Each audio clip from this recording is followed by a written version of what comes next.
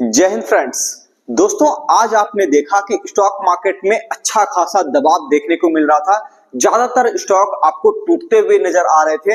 Index भी जो थे वो भी कहीं ना कहीं आपको नीचे के साइड पर ही जाते हुए नजर आ रहे थे। तो यहाँ पे दोस्तों मैंने आपको कल भी कहा था कि मिड कैप इंडेक्स में अगर आपको गड़बड़ी देखने को मिली तो फिर वहां पे स्टॉक्स में भी दबाव आएंगे और उसके साथ साथ इंडेक्स में भी दबाव आएगा।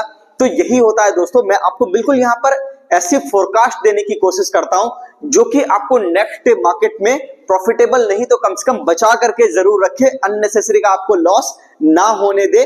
ठीक है, प्रॉफिट भी बन जाएगा जब आप चीजों को समझ करके काम करोगे।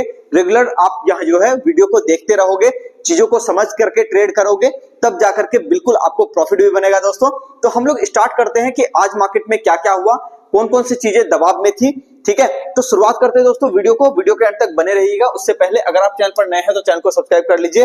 और एक इंपॉर्टेंट बात, कई सारे हमारे साथी चाहते हैं कि यहाँ पे स्टॉक मार्केट की क्लास करना चाहते हैं, सीखना चाहते हैं शेयर बाजार क्या है, वो इस नंबर पे कॉल कर सकते हैं। पटना के अंदर दोस्तों बोरिंग रोड में हमारा यहाँ पर क्लास चलता है।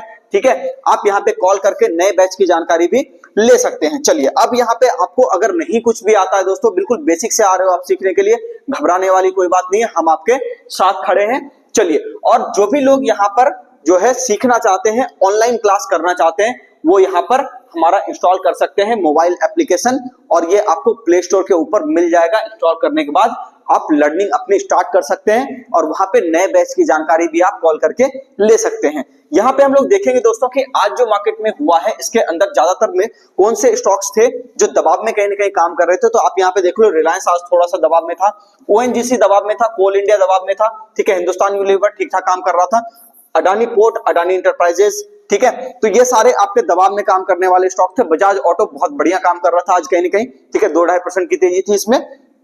लेकिन ओवरऑल जो मार्केट का सिनेरियो दिख रहा है, एलएनटी वो भी नीचे था। तो मोटा मोटी आप ये कह सकते हो कि ज्यादातर स्टॉक आज आपको नीचे की साइड पर ही काम करते हुए नजर आए। अब हम लोग यहाँ पे देख लेते हैं दोस्तों कि निफ्टी के अंदर जो बातें कल हमने की थी, क्या मार्केट ने उसको एज इट इज फॉलो किया या फिर नहीं किया, है ना। तो निफ्टी के अंदर अगर हम लोग देखेंगे दोस्तों तो यहाँ पर बिल्कुल सेम काम हुआ है, कोई दिक्कत वाली बात यहाँ पर नहीं हुई है। जैसा कि हम लोगों ने कल यहाँ पर बात किया था कि मार्केट आपका अगर यहाँ पे 23,815 के ऊपर सस्टेन करता हुआ दिखाई दे तब जाकर के आपको तेजी करनी है, नहीं तो आपको तेजी यहाँ पे नहीं करनी है। देखो दोस्तों, एक बात मैं हमेशा आपको बताता हूं, अभी जो समय चल रहा है ना, वो पैसे बचाने का समय चल रहा है। यानी कि स्टॉक स्पेसिफिक आपको बहुत ही चुन चुन करके जाना पड़ेगा कि हाँ कौन से स्टॉक हैं जो यहाँ पे परफॉर्म कर सकते हैं। वैसे स्टॉक्स को भी बहुत संभल करके आपको वहां पे ट्रेड करना पड़ेगा, नहीं तो फिर ऐसा होगा कि मार्केट आपका बिल्कुल पैसा खत्म कराने में कोई कसर नहीं छोड़ेगा। यहाँ पे मैं एक बात आपको बताना चाहूंगा, देखो हीरा कोई जो होता है ना, वो तभी बनता है जब कोयले के ऊपर बहुत ज्यादा प्रेशर पड़ता है। ये मार्केट जो है अभी तक ऐसा हुआ था, आपने देखा 2020 के बाद से एक सीधी सीधी तेजी आपको दिखाई दी, छोटा सा एक फॉल 1-1.5 साल का आपको दिखा था रशिया यूक्रेन के वॉर के समय। उसके बाद फिर आपने देखा मार्केट ऑलमोस्ट सीधा सीधा चलता चला गया, कोई दिक्कत वहां पे आपको 2-2.5 सालों के अंदर नहीं देखने को मिली। लेकिन अभी जो समय है दोस्तों, 2025 का जो खास करके समय है, इसके अंदर उतार चढ़ाव दोनों बना रहेगा। तो आपको इस चैनल से जुड़े रहना है और बिल्कुल चीजों को बारीकी से समझना है, ठीक है ना। और बारीकी से समझने के बाद वहां पे डिसीजन आपको लेना है। तो ये समय जो है थोड़ा सा दबाव वाला जरूर है, लेकिन ये वक्त जैसे ही आगे आप देखोगे गुजरेगा, उसके बाद फिर वहां पे कई सारे स्टॉक्स आपको परफॉर्म करते हुए दिखाई दे जाएंगे। तो आपको ऐसे समय में थोड़ा सा संभल करके चलना चाहिए। ठीक है, ये मार्केट का लास्ट लेग भी है, यहाँ पे मैं आपको बता दूं। लेकिन लास्ट लेग ऐसा होता है, जो भी हमारे बेसिक वाले बच्चे हैं वो अच्छे से जानते हैं कि वहां पे बहुत ही ज्यादा पैनिक कहीं ना कहीं मचता है। चलिए, तो अब हम लोग यहाँ पे वापस से एनालिसिस के ऊपर आते हैं कि 23,815 के ऊपर ही आपको लॉन्ग करना है दोस्तों। इंट्राडे में अगर आप लॉन्ग करने के लिए जाते हो तो आप थोड़ा सा ये भी देख लो कि 23,731 के ऊपर भी चाहो तो यहाँ पे थोड़ा लॉन्ग आप कर सकते हो। लेकिन जब तक ये इसके नीचे बिल्कुल है, कहीं ना कहीं 23,815 के नीचे आप बिल्कुल मत सोचिए।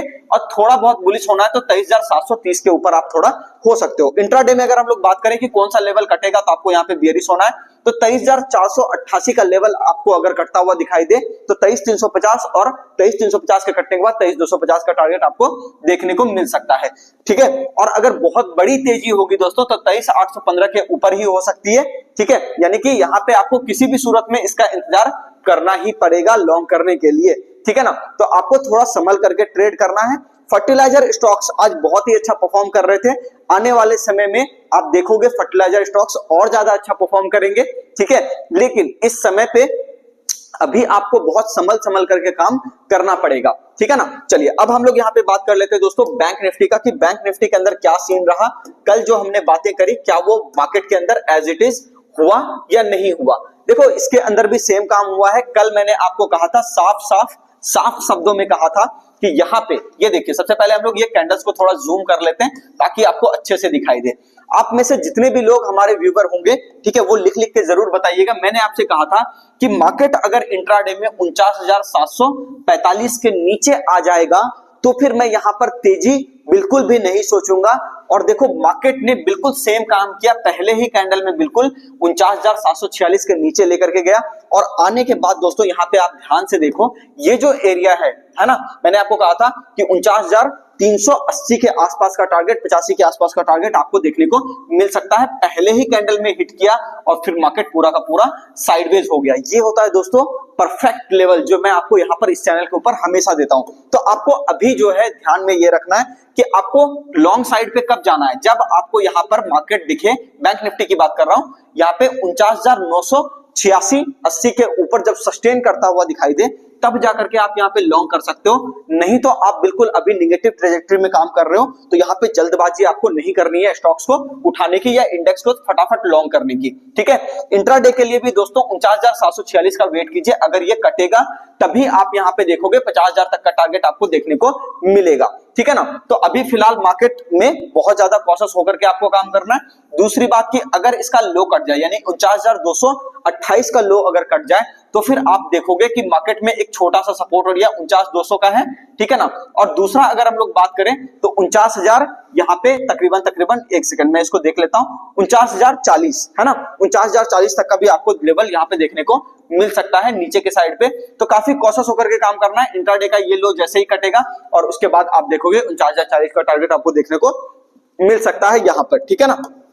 एक बात और दोस्तों, मैंने आपको साफ शब्दों में कहा था कि मिड कैप इंडेक्स जो यहाँ पर है, मिड कैप इंडेक्स अगर आपको यहाँ पे निगेटिव परफॉर्म करता हुआ दिखाई दे, है ना, तो फिर आप ये समझ जाइए कि यहाँ पे मार्केट में स्टॉक स्पेसिफिक भी गिरावट देखने को मिल सकती है। यहाँ पे ध्यान में होगा, कल ही मैंने आपको कहा था कि जब तक मार्केट आपका यहाँ पे 46,370 है ना, 46,370 के ऊपर, 46,370 या 46,380 के ऊपर जब तक मार्केट सस्टेन नहीं करेगा, तब तक आपको यहाँ पर लॉन्ग के लिए नहीं सोचना है। यहाँ पे स्टॉक स्पेसिफिक भी गिरावट आपको देखने को मिल सकती है।